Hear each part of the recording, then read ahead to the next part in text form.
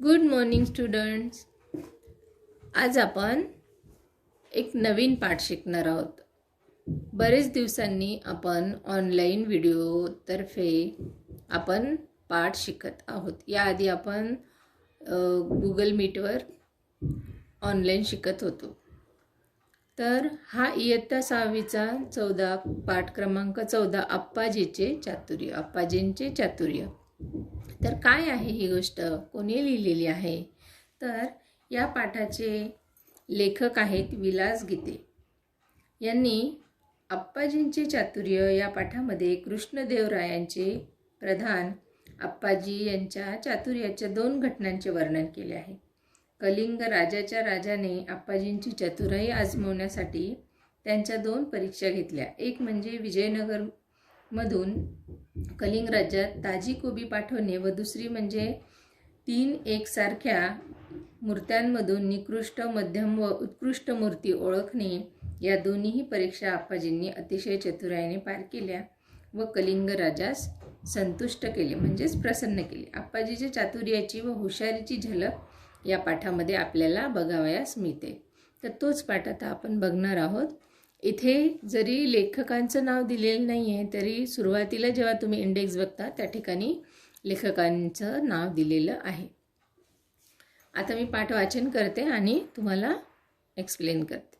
खूप जुनी गोष्ट. विजयनगरमध्ये तेव्हा कृष्णदेवराय राज्य करीत होते. त्यांच्या प्रधानांचे नाव होते अप्पाजी. अप्पाजी फार चतुर होते. ही खूप जुनी गोष्ट आहे. आणि विजयनगरमध्ये तेव्हा राजा होता. आधी बघा, आधी राजांचे राज्य होते. तर तेव्हाचा राजा जो होता कृष्णदेवराय, तो विजयनगरमध्ये राज्य करत होता. त्यांच्या प्रधानाचे नाव होते अप्पाजी आणि त्या राज्यामध्ये अनेक मंत्रीगण होते. तर त्यांचा जो प्रधान होता त्याचं नाव काय होतं? अप्पाजी. आणि हा अप्पाजी फार चतुर म्हणजे काय? हुशार. हा अप्पाजी खूप हुशार होता. उत्तरेकडे कलिंग राज्य होते. त्या राज्याच्या राजाला वाटले एकदा आपणही अप्पाजींची चतुराई पाहावी, म्हणून त्याने कृष्णदेवरायांना निरोप पाठवला. तर एकदा उत्तरेकडे कलिंग राज्य होतं. हे राज्य कोणत्या साईडला होतं? तर उत्तरेकडे होतं. तर त्या राज्याच्या राजाला वाटले की एकदा आपणही अप्पाजींची चतुराई पाहावी. आता अनेक राजे असतात. तर आजूबाजूला जर कृष्णदेवरायांचं राज्य असेल तर दुसऱ्या ठिकाणी दुसऱ्या राजांचं राज्य असेल. तर अशा त्या दुसऱ्या राजाला वाटलं आता अप्पाजींचा हा चतुराई ही सगळ्या राजांनी ऐकलेली असेल की कृष्णदेवरायांच्या राज्यामध्ये या विजयनगरमध्ये एक अप्पाजी आहेत प्रधान आणि हे खूप हुशार आहेत, अशी त्यांची ख्याती जिकडे तिकडे पसरलेली होती. आणि मग त्यांना वाटलं की आपणही एकदा या अप्पाजींची चतुराई पाहावी, हुशारी बघावी, म्हणून त्यांनी कृष्णदेवरायांना निरोप पाठवला. म्हणून शेजारील राज्याने त्यांना निरोप पाठवला. राजाने, तुमच्या राज्यात फार चवदार कोबी पिकतात असे मी ऐकले आहे. त्याचा आस्वाद घेण्याची माझी इच्छा आहे. माझ्यासाठी काही कोबी पाठवाल का? आणि मग त्यांनी निरोप काय पाठवला बघा, की तुमच्या राज्यामध्ये कोबीचं उत्पन्न होतं, म्हणजेच कॅबेज आपण बघतो ना, तर त्याला म्हणतात कोबी.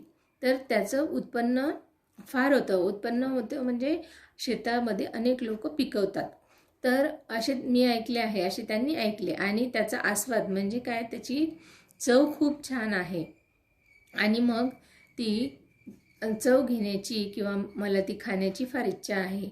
मग माझ्यासाठी काही कोबी पाठवाल का? असं त्यांनी निरोप पाठवला. कलिंग राजाला कोबी पाठवण्यासाठी कृष्णदेवरायांना इच्छा होती, पण ते पाठवणार कसे? आता कलिंग राजाला कोबी पाठवण्याची इच्छा कृष्णदेवरायांना होती, पण आता ती कोबी आपण कशी काय पाठवणार हा प्रश्न त्यांना पडला. त्या काळी आजच्यासारखी वाहतुकीची जलद साधने नव्हती. वाहतूक चालायची ती बैलगाड्यांमधून. आणि आज आपल्याकडे एखादी वस्तू कोणी मागितली तर आपण लगेच 2 व्हीलरवर बसतो, किंवा मोठी गाडी असेल 4 व्हीलर तर 4 व्हीलरमधून जातो आणि आपण ती लगेचच कोणतीही वस्तू असेल तर या गावी त्या गावी आपण पोहोचवतो. किंवा आपलं जाणं नाही झालं तर पार्सल सुविधासुद्धा आहे तिकडे तिकडे. आणि मग अशा प्रकारची साधनं त्या काळात नव्हती. तर त्या काळात काय होतं? फक्त बैलगाडी होती. आणि बैलगाडीची वाहतूक फक्त चालायची. बैलगाड्या कलिंग राज्यात पोहोचायला 3 महिने लागत असत. ह्या बैलगाडीने पोहोचायला 3 महिने लागायचे. बघा, आपण चांगली ताजी कोबी पाठवली तरी कलिंग राज्यात जाईपर्यंत कुजून जातील असे राजाला वाटले. आणि मग ही कोबी आपण तिथे पोहोचवेपर्यंत ती कोबी खराब होईल, कुजून जाईल. तर म्हणून कलिंग राज्यात जाईपर्यंत ती खराब होऊन जाईल अशी त्या राजाला वाटली. आपली शंका त्यांनी आप्पाजींना सांगितली. आप्पाजी म्हणाले, त्यात काय अवघड आहे? एका बैलगाडीत गाडीवानाला बसण्यापुरती जागा सोडून बाकीच्या जागेत माती भरा, त्या मातीत कोबीचे बी पेरा. बघा की त्यांनी काय सांगितलं की त्यात काहीही कठीण नाही.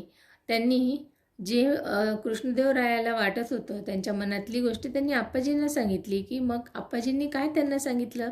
आप्पाजी म्हणाले, त्यात काहीच अवघड नाही आहे, म्हणजे कठीण नाही. अवघड म्हणजे कठीण, त्यात काहीही कठीण नाही आहे. एका बैलगाडीमध्ये बैलगाडी जो चालवतो त्या माणसाला तुम्ही त्या बैलगाडीत बसण्यापुरतीच जागा त्याच्यामध्ये ठेवा आणि बाकीची जागा जी गाडीमध्ये उरलेली आहे त्यामध्ये काय टाका, तुम्ही माती टाका.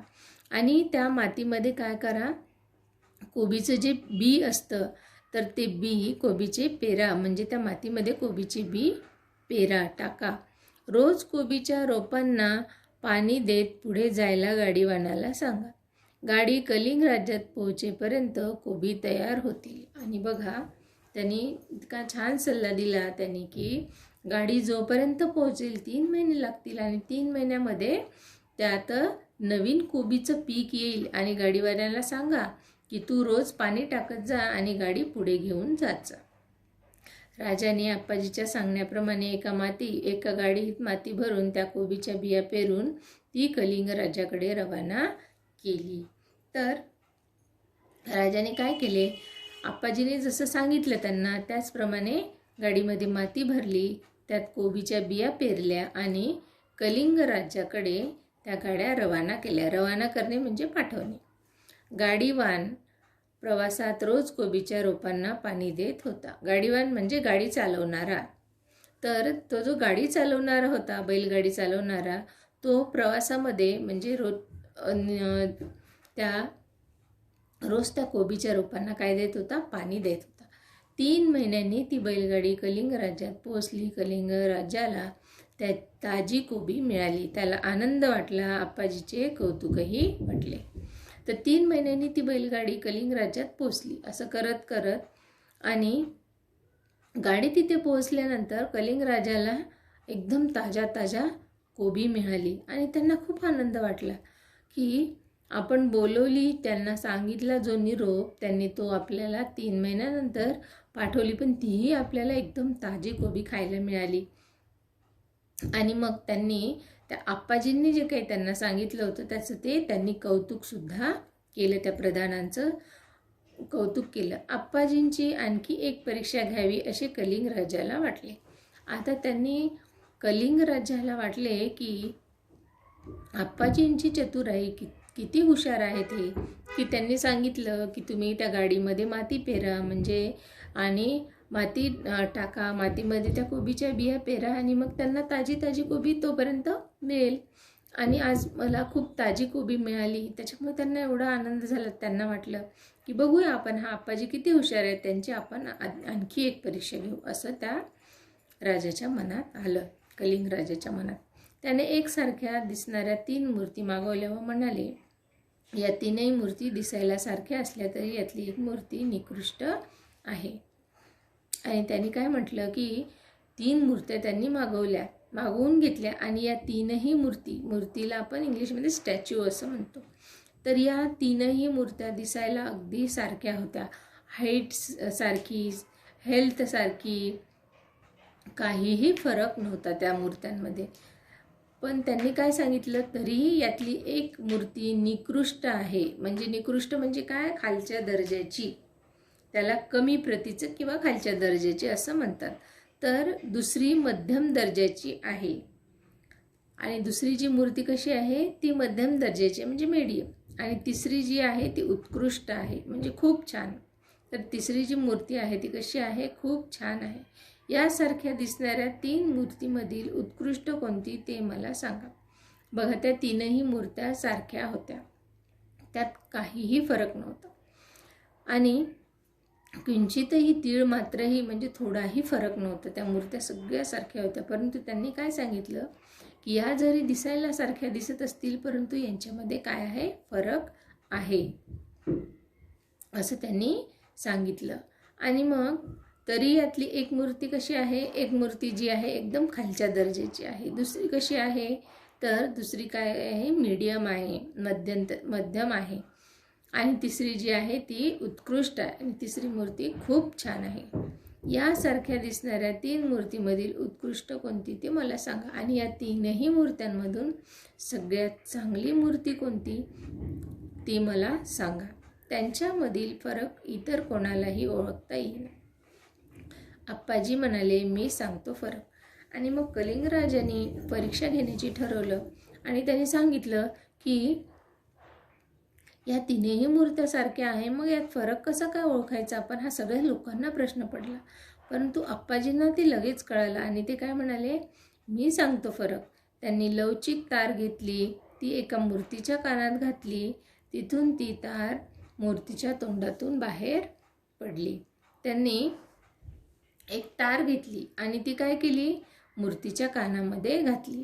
मूर्तीच्या कानामध्ये घातल्यानंतर काय झालं की ती कानामधून घातलेली तार मूर्तीच्या तोंडामधून बाहेर पडली. त्यानंतर आप्पाजी म्हणाले, ही निकृष्ट मूर्ती आहे. बघा, पहिली मूर्ती जी आहे ती कशी होती, निकृष्ट होती. नंतर आप्पाजींनी ती तार दुसऱ्या मूर्तीच्या कानात घातली, ती तार त्या मूर्तीच्या दुसऱ्या कानातून बाहेर पडली.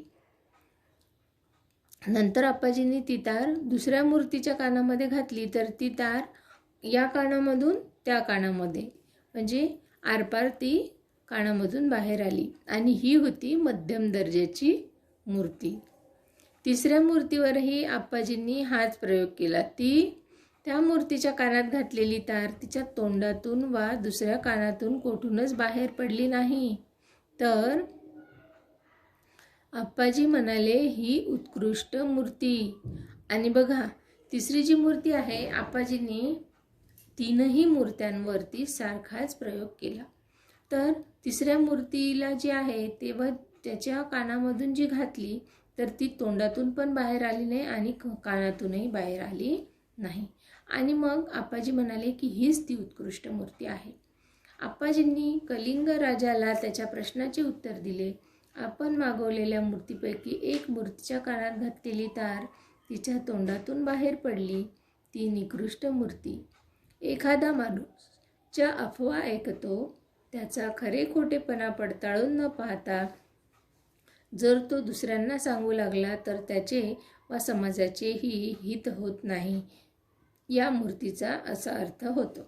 बघा, पहिली जी मूर्ती आहे, आप्पाजींनी जी तार त्यांच्या कानामध्ये टाकली होती ती तोंडातून बाहेर पडली. तर ती जी तार तोंडातून बाहेर पडली ही मूर्ती कशी आहे, निकृष्ट आहे. मग ही मूर्ती निकृष्ट कशावरून ठरवलं आप्पाजींनी, तर एखादा जर माणूस, अफवा म्हणजे काय की एखादी गोष्ट जी आहे ती इकडे तिकडे पसरवतो, म्हणजे खोटी बातमी. अफवा म्हणजे काय, खोटं सांगणे. खोटी बातमी इकडे तिकडे पसरवतो आणि ही बातमी पसरवून काय करतो, त्याचा खरे खोटेपणा पडताळून पाहत नाही. म्हणजे हे खरं आहे. एखादी गोष्ट जर आपल्याला सांगितली आणि ती जर आपल्याला दुसऱ्याला सांगायचं असेल तर आपण आधी काय करायला पाहिजे, त्या गोष्टीची शहानिशा करायला पाहिजे. शहानिशा म्हणजे विचारपूस करायला पाहिजे की ही गोष्ट खोटी आहे की खरी आहे, आणि मगच ती दुसऱ्यांना सांगायला पाहिजे. बघा, किती काही गोष्टी खूप महत्त्वाच्या असतात. आणि जर आपण ती गोष्ट खोटी असली, एखाद्या व्यक्तीने आपल्याला खोटं सांगितलं ना, आपण ती गोष्ट 10 जणांना सांगितली तर तिथे काय होतं, तुमचा मूर्खपणा ठरतो. कारण तुम्ही त्या गोष्टीची विचारपूस करायला पाहिजे होती. म्हणून आप्पाजी काय म्हणतात की ही जी तोंडातून ज्या मूर्तीच्या तार बाहेर आली ती निकृष्ट प्रतीची आहे. कारण ती जी आहे, ती मूर्ती जी आहे काय करते, गोष्टी ऐकते आणि अफवा पसरवते. त्यांच्या खरे खोटेपणा पडताळून न पाहता जर तो दुसऱ्यांना सांगू लागला तर त्याचे किंवा समाजाचे हित होत नाही, असा या मूर्तीचा अर्थ आहे. दुसऱ्या मूर्तीच्या एका कानातून घातलेली तार मूर्तीच्या दुसऱ्या कानातून बाहेर पडली ही मध्यम प्रतीची मूर्ती आहे. एखाद्या माणसाने अफवा ऐकली आणि ती दुसऱ्या कानाने सोडून दिली तर त्यात समाजाचे हितही होत नाही आणि नुकसानही होत नाही, हा दुसऱ्या मूर्तीचा अर्थ.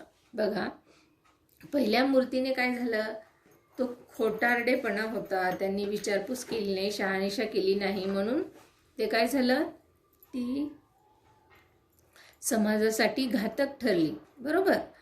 परंतु दुसरी जी मूर्ती आहे ती दुसऱ्या कानातून बाहेर आली तर याचा अर्थ काय होतो, ही मध्यम प्रतीची झाली. मग याचा अर्थ काय, तर एखाद्या माणसाने एखादी गोष्ट ऐकली, ती खोटी असो किंवा खरी, ऐकली आणि ते त्या दुसऱ्या कानाने सोडून दिली.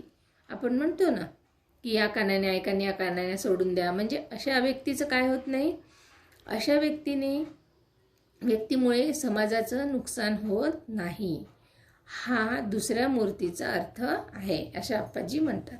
तर तिसऱ्या मूर्तीच्या कानात घातलेली तार तेथेच अडून राहिली ही तिसरी उत्कृष्ट मूर्ती. अफवा ऐकल्यावर जो माणूस दुसऱ्या कानाने ती सोडून देत नाही किंवा लगेच ती दुसऱ्याला सांगत नाही तर तिच्या खरे खोटेपणाची खात्री करून घेतो आणि आपण काय ऐकले ते पुराव्याशिवाय सांगत नाही, तो माणूस उत्तम, हा तिसऱ्या मूर्तीचा अर्थ आहे.